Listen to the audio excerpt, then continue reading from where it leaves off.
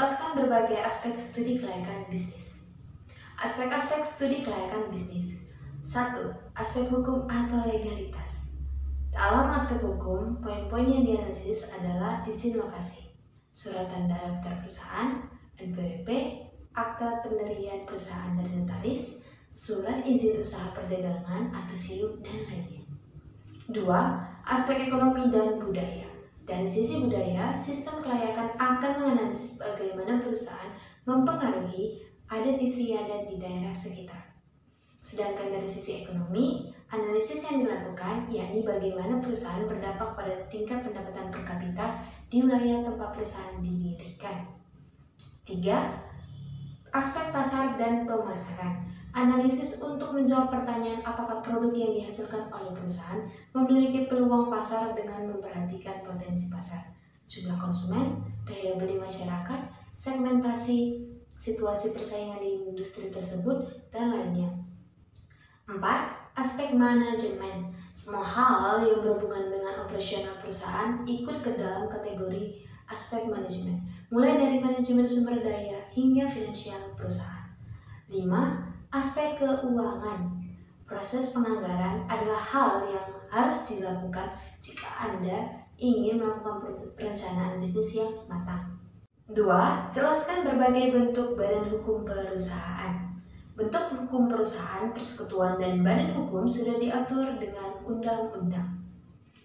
Firma atau FAA dan persekutuan komanditer atau CV diatur dalam KUHD. Perseroan terbatas diatur dalam Undang-Undang Nomor 40 Tahun 2007. Koperasi diatur dalam Undang-Undang Nomor 25 Tahun 1992. Perusahaan umum dan perusahaan perseroan diatur dalam Undang-Undang Nomor 9 Tahun 1969. Firma atau FAA dan persekutuan komanditer atau CV adalah bukan badan hukum, sedangkan perseroan terbatas, koperasi, perusahaan umum atau perum, dan perusahaan perseroan atau persero adalah badan hukum. Perseroan terbatas dan koperasi adalah badan usaha milik swasta, sedangkan perusahaan umum atau perum dan perusahaan perseroan adalah badan usaha milik negara. 3. Perencanaan dan struktur organisasi. Struktur organisasi adalah sebuah garis hierarki atau bertingkat yang mendeskripsikan komponen-komponen yang menyusun perusahaan dengan menempatkan orang-orang yang berkompeten sesuai dengan bidang dan keahliannya.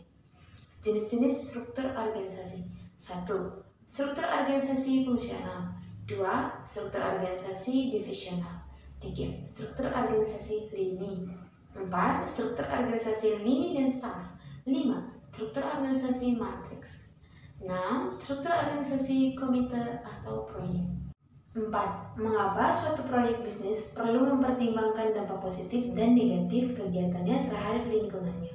1. Menjamin keberlangsungan usaha dan atau kegiatan karena adanya proporsi aspek ekonomis, teknis, dan lingkungan. 2. Menghemat dalam pemanfaatan sumber daya, termasuk modal, bahan baku, dan energi. 3. Dapat menjadi referensi dalam proses kredit perbankan. 4.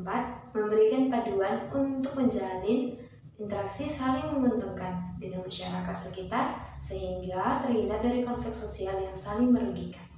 5. Sebagai bukti ketaatan hukum seperti perizinan. 6. Mencegah terjadinya pencemaran dan kerusakan lingkungan serta pemborosan sumber daya alam secara lebih luas. 7. Menghindari timbulnya konflik dengan masyarakat dan kegiatan lainnya di sekitarnya. 8. Menjaga agar pelaksanaan pembangunan tetap sesuai dengan prinsip-prinsip pembangunan berkelanjutan dan berwawasan lingkungan. 5. Jelaskan aspek teknis dan produksi dalam studi kelayakan bisnis. Aspek teknis dalam studi kelayakan bisnis ada 2, yakni yang menyangkut pengembangan dan rencana pengoperasian. 1. Rencana pengembangan meliputi jadwal pelaksanaan, prasarana dan sarana yang tersedia, seperti fasilitas mesin-mesin, tenaga ahli dan tenaga kerja, dan berbagai bahan yang diperlukan. 2.